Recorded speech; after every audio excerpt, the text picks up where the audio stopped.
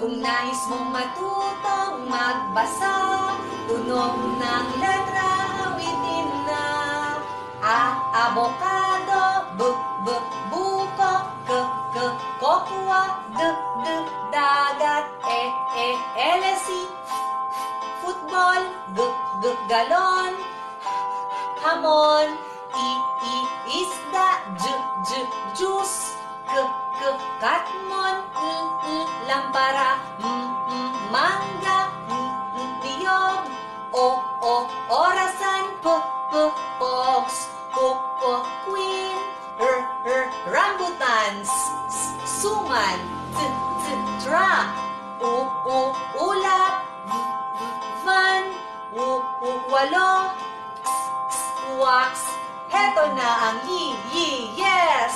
Yoyo! Tayo'y pumunta sa zoo.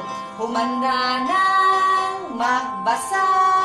Tayo ay muling umawit pa. Nagustuhan na ba ang ating awit? Ayan, maraming salamat. Ulit-ulitin mong awitin ang ating tulawit.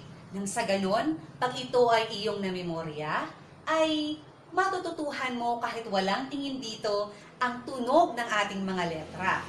At iyon ay makakatulong sa iyo sa iyong pagkatuto sa panimulang pagbasa.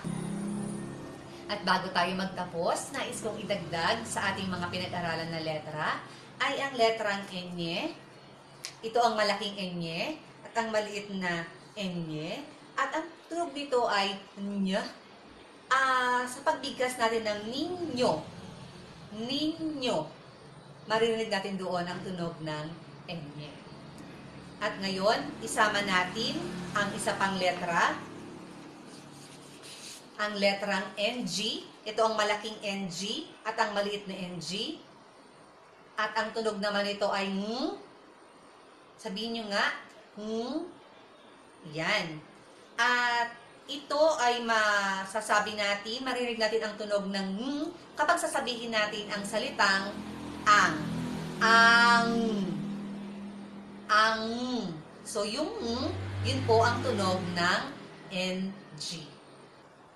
Mag-aral na mabuti kasama ang iyong magulang at excited ako na tayo'y magkita na.